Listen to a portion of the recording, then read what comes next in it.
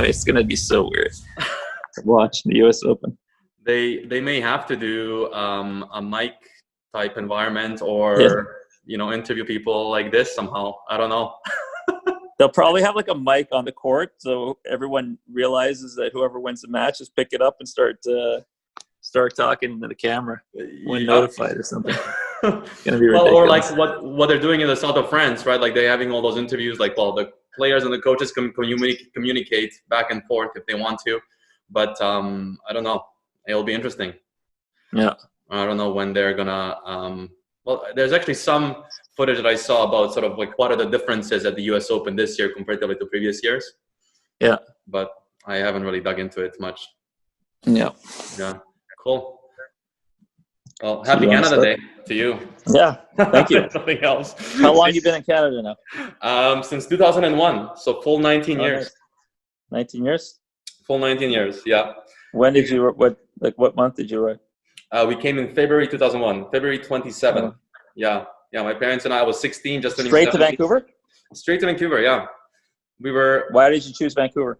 They had a friend of ours who was living in Vancouver at that time, and he was all over how great the city was and how much better the climate was than Toronto. We were going to move to Toronto originally, but then that ended up not happening.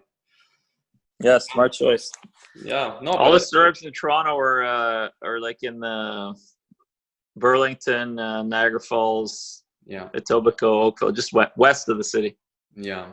Well, my sister lives in Ontario too, and she's over there in Mississauga, but she was in Niagara Falls before. Yeah. Yeah. So that's her spot. That's the spot. But yeah, the Serbian spot. Exactly. Right next to the white spot. Yeah. We don't have that restaurant here. You don't have it there? No. No, okay. Yeah, it's a West Coast thing, I guess. Yeah. Yeah. But yeah, so I mean, thank you for chatting with me and no problem. Being up for this. Appreciate it. No problem. Last time when we had you out here in Vancouver, that was awesome being on court with you and you sharing some of your thoughts on your experience and how you play doubles, particularly. And it was quite a fascinating Google that I had to do on you. Sorry? Google. I Googled you just to sort of come up with some facts, so I have them in. To let the when you and I are chatting. But I mean, with all the Grand Slam, I didn't know you won mixed doubles too, 4 Grand Slam titles, and you were in a bunch of finals too. And besides the men's accomplishments that you had, did you enjoy playing mixed doubles? Sorry? Did you enjoy playing mixed doubles much? I never thought of myself as a good mixed doubles player because generally it takes kind of an athletic guy. Like I've always been a good ball striker and good hand-eye coordination, but in mixed, it was more about, well, obviously you need that, but you also need the athleticism to try and like kind of intimidate, intercept the balls when the girls get in the rally or the girl and the guy get in the rally. Yeah. So it's one of those things where, I've never been one of those guys that's like always moving around, faking all that stuff. I just like cover my area well and I'm a really good 50% of the court player. Yeah. Well, you only won 4 Grand Slams in mix, so. I had good partners. Like I had to play with a girl that was like I would say like a little bit, maybe stronger. Like, there's people like we kind of joked about it because like girls, I would say that are like maybe a little bit bigger and stronger, regardless, like maybe they're not as good, against women. Like it's more about the matchup, but they can handle the men's pace, right? So if they can handle the men's pace, that's huge. Mm-hmm. There's a lot of women's players that are really good at handling the women's pace and can do their thing with that. But if they get overpowered, then they struggle a little bit. So I always found like it was important for me to play with the stronger girl and a bigger hitter, so that would kind of I always used to tell them to go for the shots rather than engage in those cross-court rallies and to wait for me to intercept. So that was the game plan.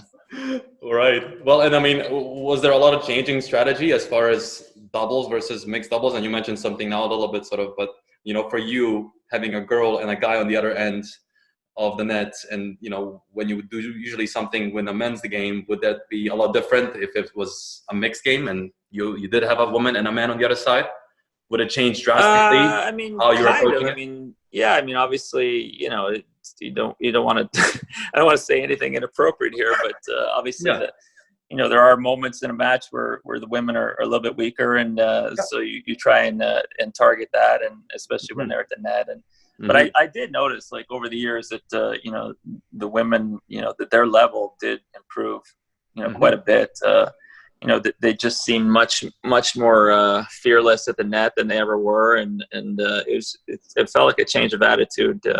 In the women's game over the last like 20 years, and I mean, both sides are getting more and more athletic, and I just, it was still a matter of trying to intimidate a little bit, hit a little bit harder in their direction, and hope that it would affect them a little bit. Yeah, of course. Get in their head. That's always important. And I think another reason why I did well in mixed is because generally the women don't really have to deal with kick serves a lot, especially coming from lefties. So that spin they're not really accustomed to even now, I would say. So that spin can be tough for them. So it's kind of like the equivalent of playing like sometimes I'll come play like the event at Van Lawn, and all of a sudden some of the club members, they haven't really seen certain spins, so it'll fool them a little bit, and that would happen a little bit against the women, because they're they can hit it hard, they can serve big now, especially, but they're more used to the slice, and that's what they would hit on their serves more than the kick. Well, so that was an advantage. Yeah, of course. And I got to play a few points against you. I think there was someone late in that pro-am that we did that one time. Yeah. And I could experience that sort of kick coming my way, and it was sort of moving one way, and then boom, all of a sudden it goes here. It takes a little bit of time to sort of get used to that. But I guess that would give you enough time to come forward to the net. Is that sort of part of it's just a change of pace type thing too. I mean, generally, that serve would work well for me on the ad side, being a lefty, so I would kick them off the court to their forehand, generally playing against righties, and that being on the deuce side, and then I would try and hit the slider down the tee, so I would work, trying to hit the serve away from them, because I mean, with girls, guys, I mean, if you hit hard at them, they're going to be better, so that strategy works against both, right? That's awesome. And I mean, like in your doubles game, I saw, you had about 11 different partners that you played men's doubles with, and you were quite highly successful with a bunch of them.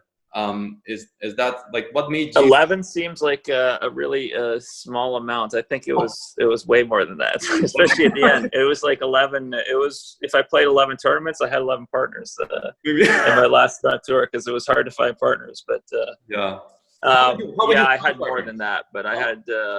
Like 3 or 4 long-term partners that I would play, multiple years with. And how would that sort of come about? Like, just, you communicate with someone looking for a partner, and you sort of sign up together? At the end or at the beginning? When I was in demand, or when I was, begging? How about at the start? How about at the beginning, when people didn't know you? They just knew that you played Stefan Edberg here, but like they didn't know really. Well, no, I mean, at the beginning, I'd like to think I was more in demand than people were interested in playing with me, and the way I would approach it, I would obviously look for someone that complimented me well. I preferred playing on the ad side, so obviously playing someone on the deuce side.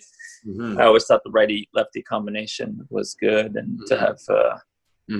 Forehand second shots on each side, and then I found as I got older that I even as the game kind of transformed into even doubles, you see a lot of guys serving and staying back, and more longer rallies from the baseline, and a lot of singles guys nowadays don't generally come to the net like they used to when the courts were a little bit faster. So when they make the transition to doubles, they're playing almost singles type of strategy in doubles. So as I said, I mean, at the beginning of this conversation, when we were talking about mixed doubles, I didn't really like to do all the faking and moving, and when my partner would engage in that rally, I didn't feel like I was at my strength. So I thought that playing with a guy that was going to win at the net and was capable at the net was the best compliment for me. So if you look at all my partners that I won with, it was all guys that were very good at the net. And so what made you, like, you're mentioning a few things here, but what made you such a great doubles partner for them? Was it how you were handling yourself at the net, or covering your side of the net, or court, Well, or I mean, I never thought I was the best at anything, but I always thought I was pretty good at everything. Like I had a good serve and good hands around the net, good volleys, and I returned serve pretty well. And if there was one thing that maybe especially as I got a little bit older, wasn't as good at was kind of reacting and moving my feet at the baseline on the second shot. I mean, I could hit the ball hard but I was a little bit inconsistent. But if you look at, like, I won the French 4 times, and that was because that gave me actually more time for that shot. So I was able to have that extra time on my second shot. And I didn't mind playing against the guys that, hit 5-6 balls at me from the baseline, which would happen on slower courts. I didn't mind dealing with that at the net. So I think that's why my best results came on clay in doubles. If it was singles, I'd always want to play on a faster court and hit the ball big and make my way to the net. But in doubles, I didn't mind playing on a slower court because I took big swings at the ball, and I thought it actually was more beneficial to my game because the courts were slower and I had more time to take those swings and to set up for my shots. Right. Well, and with the way you string your rackets, you get a ton of pop on the ball too. Like my understanding is that it's pretty low tension that you. Yeah, but that was towards the end. I mean, okay. As you get a little older, you can't move like you used to. So I always wanted to still maintain the pace, and also while not moving as well. There tended to be a lot more balls where I was out of position for, and I felt like if I'm out of position, if my rackets are strung looser, then I'll still be able to get good pace on the ball. And I mean, I always had pretty good hands, but I didn't have great feet. So controlling the ball wasn't the issue. It was more about maintaining the power. But you're right. It was extreme at the end, and but it was gradual. Like when I started my career, I was stringing very tight, and it was like a transformation on tour because early 2000s, kind of around the time actually when you moved to Canada, was the same time that the tour kind of transformed into courts becoming much slower. They tried to slow the game down. They wanted to make it more appealing for television. And if you look at tennis in the 90s, I think women's tennis was more popular because they had the longer rallies. And, Sampras and Agassi were amazing. And even Nistovich, all these guys were amazing players, but the rallies were quite short. And, from a spectator standpoint, the sport was struggling.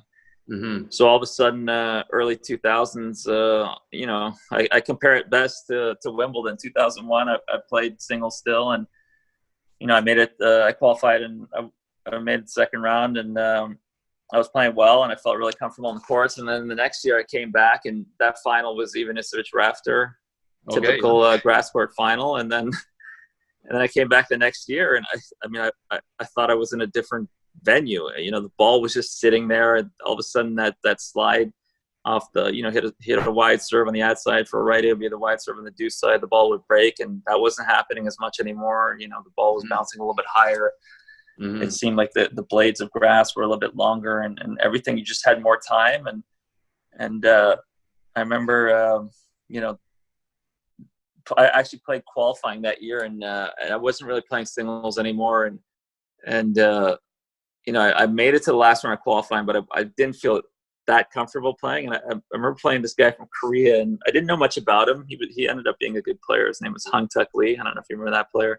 No, I don't. He ended up being top 50, but so I didn't know much about him. And I asked the guy in the locker room, what can you tell me about him, before the match? And he's like, he's got a great serve. He's got an unbelievable forehand and a great backhand. I'm like, what are you talking about? He's got to have some weaknesses, Then I'm like, he's like, just come talk to me after the match, So I was, I thought he was joking, whatever. And then I played the match, and I didn't play bad or anything, but the ball, I just felt like it was sitting there for him, and I couldn't do anything, And this guy, straight sets, and I wasn't upset or anything because I wasn't really playing singles anymore. But I came and I saw that guy after the match, and he was laughing. I was laughing. I'm like, man, you were right. But I think that had to do with it was just different. I mean, all of a sudden he had way more time on his shots than what was normal, what I thought was normal on grass. And Yeah. And so that year in the final was Hewitt versus Nalbandian, you know, so Oh, yeah. on grass. Big change, And right? since then it was just different. And if you ask people at Wimbledon or the groundskeepers or, you know, the people in charge, they won't admit that anything happened, but it's pretty obvious. I mean, the balls were heavier and softer. The court was slower.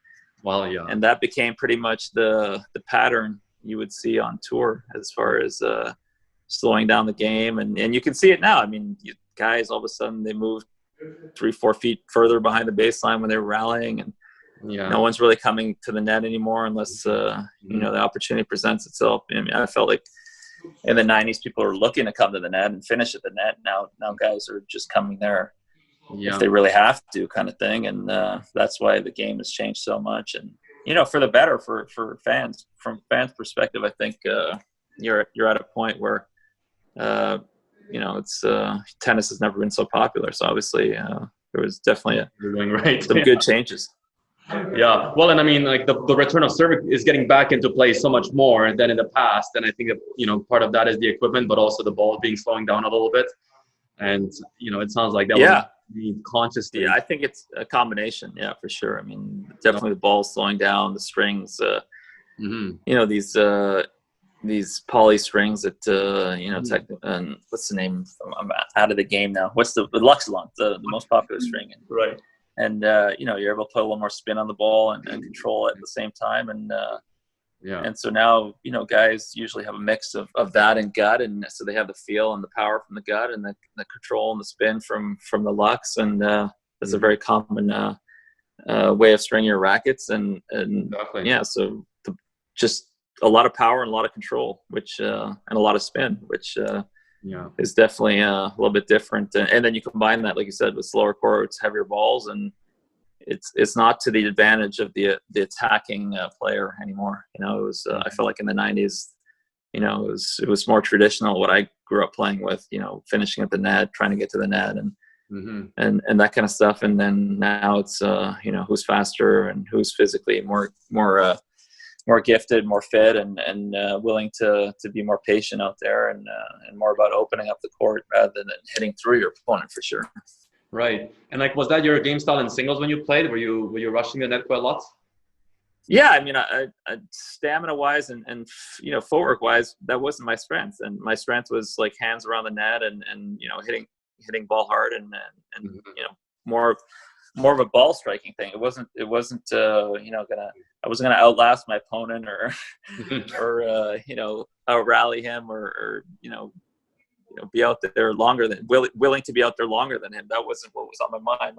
What was on my mind was getting to the net and making him feel uncomfortable and you know, whatever it took, trying to get a short ball and come in and work the point that way. So you know, those are my strengths, but you know, I was able to make the transition to doubles when the game slowed down, and you know, because doubles, you know, generally still won at the net, but singles, it was becoming very difficult. You know, that's definitely one of the reasons I was getting injured, but also one of the reasons why it made sense to focus more on doubles was just the way the tour was evolving. Of course. And so, like in doubles, you're talking about there's one player at the net, one at the baseline. How important for you was it always to get forward so that both players are up at the net, or both players back, or versus one up, one back? Well, it would depend on the situation, but if I was serving and as I mentioned before, I wanted to play with a player that was strong at the net, so I wanted to play with someone that served volleyed, right? I mean, obviously,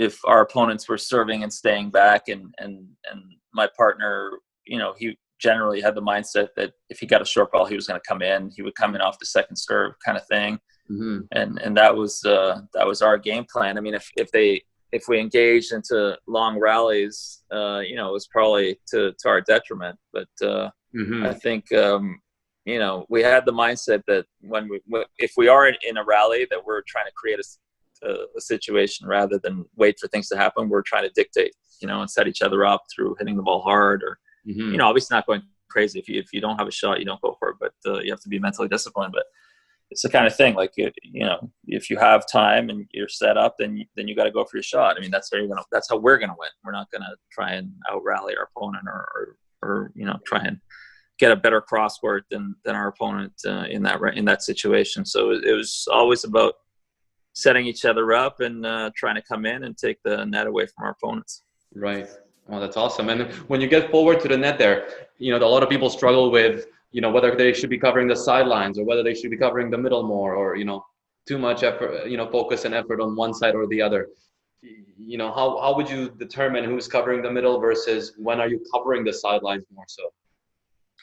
Yeah, I mean, generally, I see that a lot at the club level too, and I think too much protection of the alley all the time. I think even from the beginning, where the players position themselves is they're overprotective of the down line, the return. So I mean, you can look at that so many ways. I mean, yeah.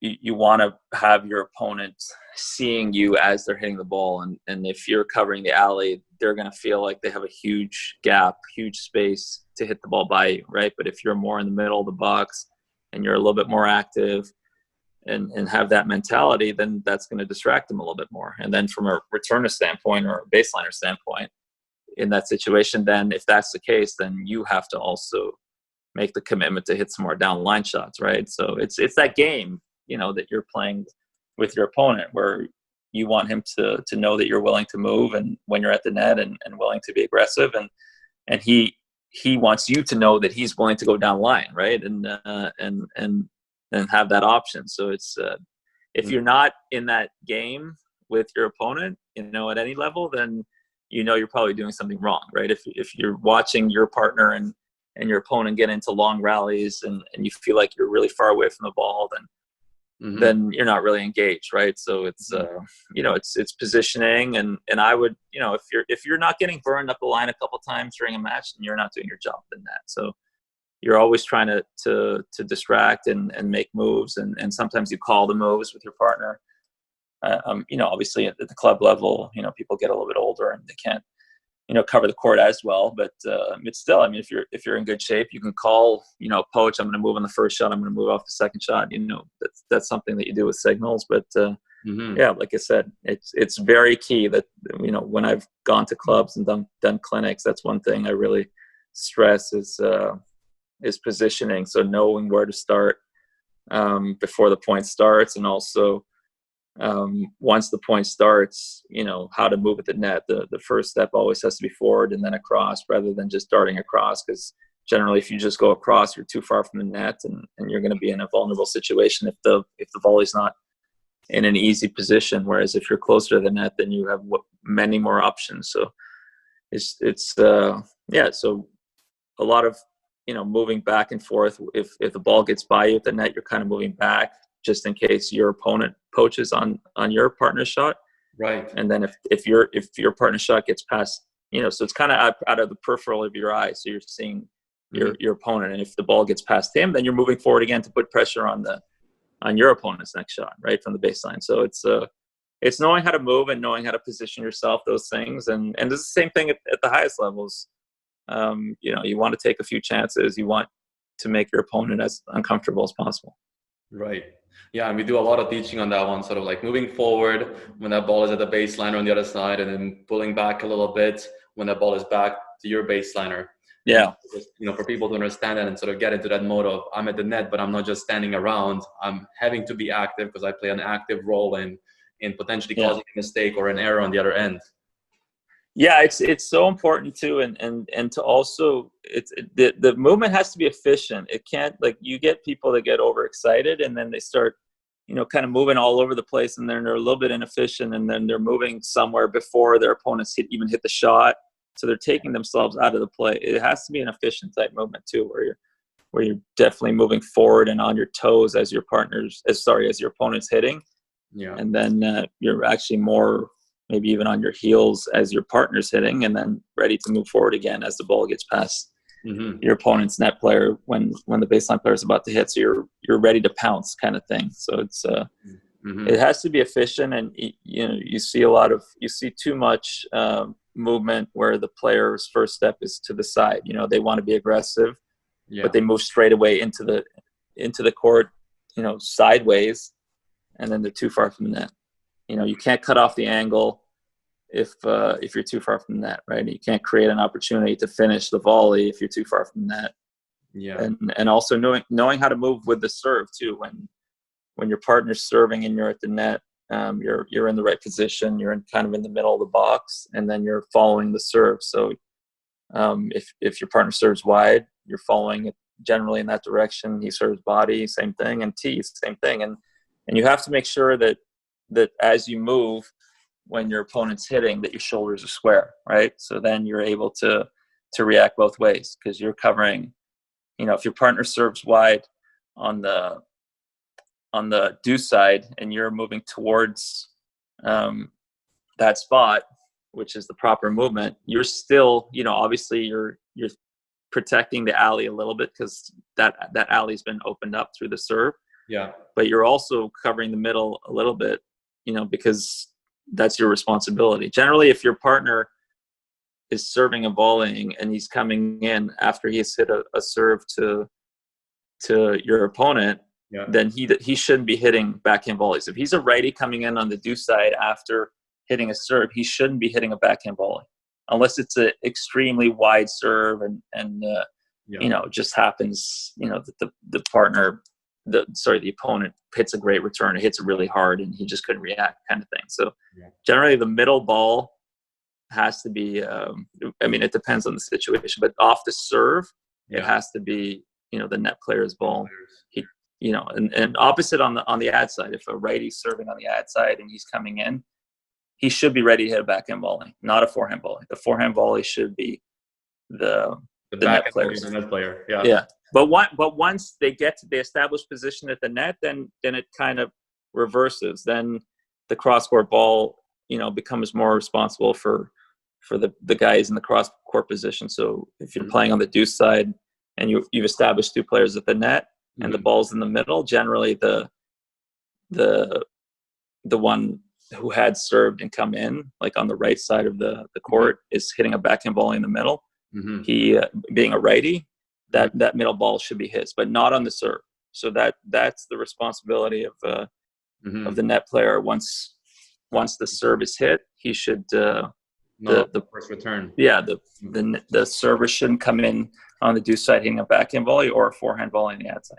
Is that because sort of like after that first serve, they're not sort of even on the court? The net player is much closer to the net, so they can cut off that angle. But then exactly. Yeah, so he's close to the net, and then he can't stay that close to the net once they've hit a couple shots, right? He's got to move back a little bit, especially if his partner just served. He can stay a little bit closer to the net if his partner stayed at the baseline and they're engaging in that cross-court rally. Then it's more about both guys at the net and who's going to be, able to intercept that ball. So that's, again, that's like, it's basically moving a meter back and forth. The ball passes you at the net and your partner's about to hit it from the baseline. You've moved a little bit further back, in the box. And then once your partner hits a shot past the net player on the other side, then you're moving a little bit forward into the box. So that's about a meter back and forth, kind of moving back. So you don't want, some guys are, going 2 meters and their feet, they just lose control of their feet, and then they're all over the place. And then by the time,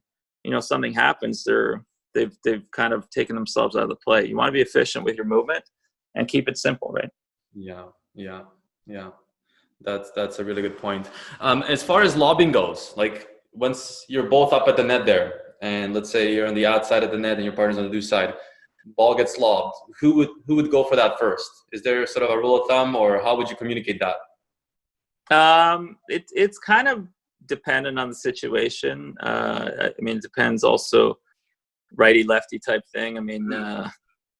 If you got a backhand in the middle, perhaps, and then maybe it's going to be easier for the guy who's got the overhead, on the forehand side, to take it. Or, I think generally whoever hits the shot, his partner has to see, kind of, because that's a shot generally where you're involving your whole body, and there's a lot of movement involved in hitting an overhead and getting back to it. So the player, if let's say I'm a little bit, like I just served and I noticed that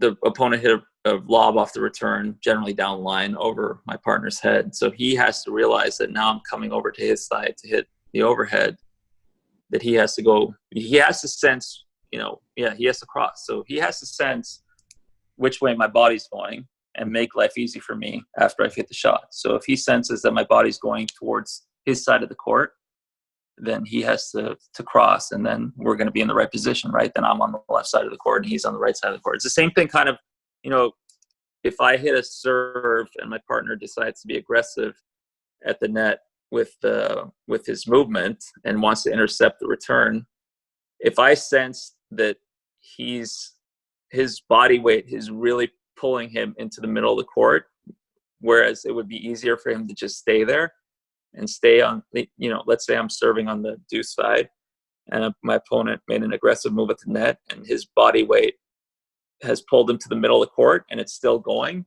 to where I just was, like he's directly in front of me, then I have to move across to the other side, because that's just going to make life a lot easier for both of us. I have to see that with the return, the way he moved. So it's understanding these things, and you have to also recognize the same thing when you just got lobbed at the net, right? You have to recognize if you just got lobbed over your head and, your partner is going on your side to hit that smash, then you have to go to the other side, right? And probably duck while you're at it so you don't get hit in the head. But so it's understanding that comes with playing a lot and just kind of getting an understanding of movement and all that. But that's another thing that happens too often at the club level. Your partner will get lobbed, you go over and cover for him, and he's still standing there, and now you have to go run back to the other side of the court and so that's tough for you. So that's where communication comes in. That's like switch, mind, that kind of stuff. That's important for players at any level to be vocal, right? Right. And so, I mean, communication wise, that was one of the things I was going to ask you is sort of what's the communication like between points versus when you're sitting in a changeover? Like, how much are you discussing between each point as to what will happen next, or what just happened, whatever it is that you're discussing, versus when you're sitting on the chair? Communication, like in any relationship, has to be worded properly and carefully chosen. And like anything, I mean, you're spending a lot of time together. It's like you with your staff. You want respect and everyone to be treated the way they want to be treated. So so you obviously don't want to be finger pointing and too critical, but at the same time you don't want to keep things in and on your chest, and you need to, if there's an issue at hand, you need to discuss it and just doing it in a respectful way. So I think that's very important, and also just little things, motivating your partner is always nice, and really letting them know that they're doing a good job, or you're not worried if they're not doing a good job. Take your time. That kind of feeling, is just as important, for your partner as it is, for you. Like you want your partner to perform at his best. So if you're getting on top of him and he's sensing your impatience and all that, that's not going to help the situation. So it's your responsibility just as much as it is his to pick up his level. So just like if the roles were reversed, I mean, you don't want your partner kind of being tough on you. But as far as communication, like you said, you want to be very vocal throughout the match, a lot of eye contact and a lot of awareness as to what's going on the other side. And as soon as you see something, you pick up on something. You can pick on something in the warm-up even. You sense your opponent's backhand, he the way he hits it, he's generally going to hit it inside out more than down line. Then you need to cross a little bit and take away the cross-court return, take him out of his comfort zone. So it's always you're always thinking and trying to figure out the best opportunities. And then, I mean, on the changeover, I guess you'd have a little more time, but is that, I guess, you played with many different partners, so you'd have a good sense of sort of how that works. Is that something that you pre-set before a match goes, or when you're playing with someone new and you haven't played with them before, do you communicate about how are we going to communicate? Yeah. I mean, generally, I'm a man of a few words, and I'd rather say less and have faith in each other, and at the highest levels. I mean, you want to play together, you chose a partner because you think they're obviously a good player. So if things aren't going right away, you don't want to overdo it as well, and start coaching. I've had that experience with some partners where they're overly worried about what's going on your side of the. And you don't want that feeling either. So it's picking and choosing the right time to say something. And if obviously things are going well and you're doing well in a match, probably you don't want to overdo it and say too much. You keep things light and talk about good looking girls in the crowd or something like that, or someone's got a funny hat on or stuff like that. But that could work even when things aren't going well, just to keep the mood a little bit lighter and kind of relaxed. The worst thing you can do is be uptight and overstressed about a situation. And, sometimes your opponents are playing well. You can acknowledge that too. So there's so many different scenarios, and obviously, just like it's the same things in life. I mean, you're going through a tough time. You got to stay positive, just like what we're dealing with now. I mean, what's the worst thing you can do now? You can be fearful, you can be negative, you can be secluded and miserable, or you can make the most of every opportunity. Say hi to the person walking down the street. Be joyful and work on your immune system. This applies to everything. I mean, I'm sure on a daily basis, if you have a positive outlook, you're grateful for things, and you live in a beautiful city, be thankful for that, and all that. You get to see the mountains and the ocean and all that stuff. So it's the same thing in a match. If you have that attitude and in life, generally you're going to have a better time, right? That's very meaningful what you said, and I think that's a huge message to everyone. That's on court and off court. I mean, that was one of the things when I was growing up and playing and competing, was learning how to find the positives and focus on myself and stay focused on what is my job to do today and how can I maximize my success through doing everything I can that's within my power, because there's a lot of things I can't control. Right? Yeah, I mean, it's easy to say this stuff too. I mean, there's generally so many times where you want to explode, but you got to try and keep your composure. Listen, I'm talking at 40, almost 48 years old. I mean, if you would have seen me when I was 18, I mean, I was by no means a good role model, but it took me definitely a while to mature, and everyone has a different path, and but generally we know what's right and wrong, and we have that inside of us. So make the right choices, and generally things will work out in the end. Definitely. So who was there? Was there anyone that you wanted to play with but you never got to, or that you wish you could play doubles with?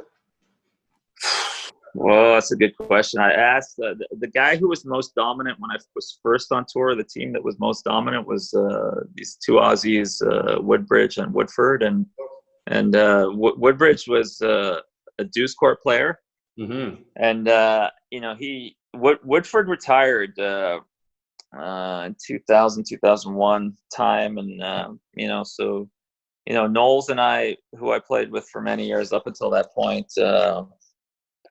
Things were getting a little bit stale, and felt like we needed a break. And I did take a break. I played with Leroux during that Olympic year, and then I played with an Aussie in 2001, and it was okay. But that was at the time where I was struggling with injuries. I was still trying to play singles, and so that was at the point where I made the commitment to just play doubles. And so it was a lot of frustration that year, because it was tough to let singles go, and I was getting injured quite a bit from playing singles and doubles, and so I wanted to start fresh in 2002 and just play doubles, and so I asked Woodbridge to play, and he respectfully declined.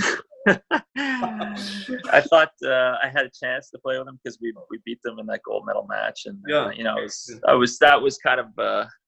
I was one of the top 10 at that time, so I thought it made sense. But he chose to play with a Swedish guy named Bjorkman, who was obviously they had a lot of success, and he made the right choice for sure. But it would have been nice to play with him at least once, and I always wanted to play with Federer.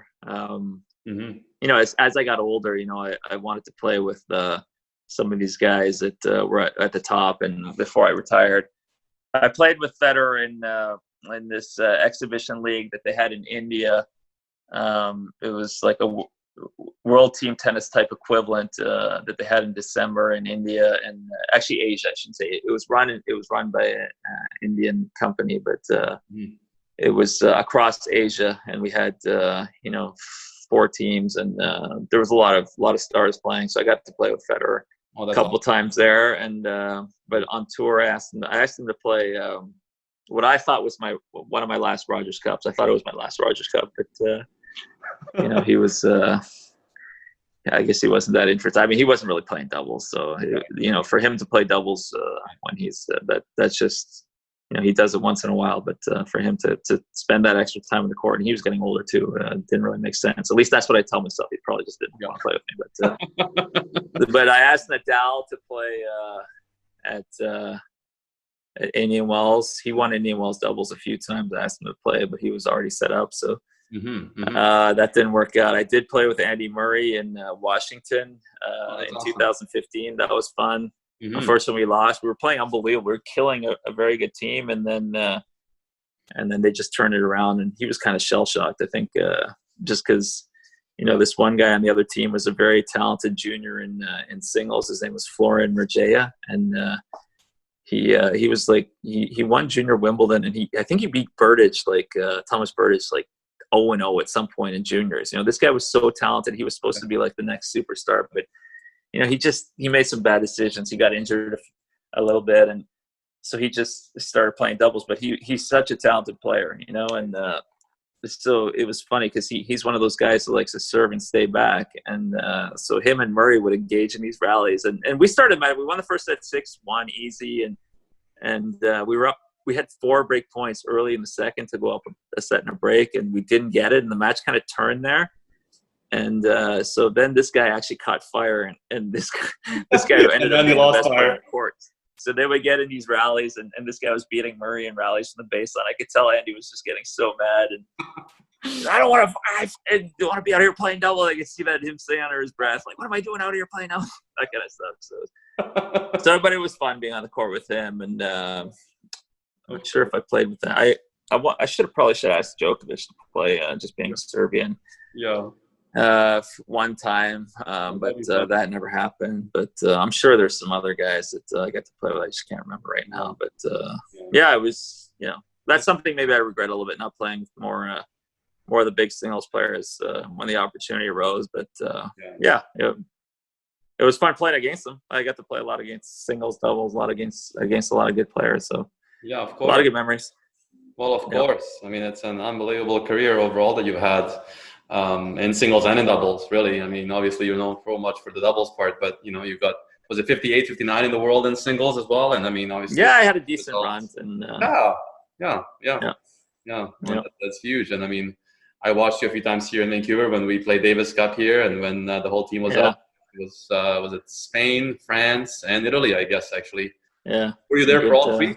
Were you there for all 3 of those? I was, yeah. We had some good battles. With, those were the days when Canada wasn't relying on doubles anymore in the Davis Cup. We always used to kind of think that the Saturday point was ours in these ties, and then all of a sudden we got all these superstar singles players, and that Saturday match became less and less relevant.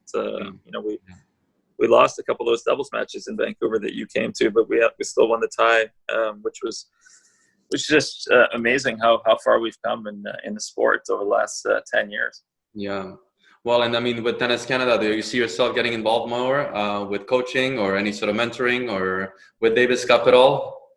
Yeah, I mean, I feel like I do that well. I mean, I know the sport well, and my role with this year was to go to some tournaments and prepare the players for the Olympics. We have a lot of great singles players on both sides, men and women. And but let's face it, at the Olympics, there's only a few medals to go around. And on the men's side, I mean, all of our guys are great singles players. But at the same time, there's probably more chance for them to win a doubles medal than a singles medal, because there's only 3 medals to go around, and if all the top singles guys are playing, that makes it very difficult. So it was just obviously they're still going to play doubles. Still going to play singles at the Olympics, but maybe focus a little bit on doubles too, and And same thing on the women's side. Obviously, Bianca probably on the men and women's side, she has the best chance to win a singles medal. But if she happens to lose early, things don't go well, then right. She's got a pretty good partner in Gabby in doubles, who's top 10. So maybe it'll happen next year. I don't know. I mean, we're in a different world right now, and I don't know what's going to happen next year, but it would be good to be a part of going to Tokyo. Yeah, of course. Well, Daniel, I can't tell you enough how much I appreciate this chat with you. Yeah, no problem. For doing this with me, and I look forward to seeing you soon again sometime. Okay. Yeah. Have a good night. All right. Take care. Thank you, man. Talk soon. See you. Cheers. Yeah, Bye. you too. Thank you. Bye.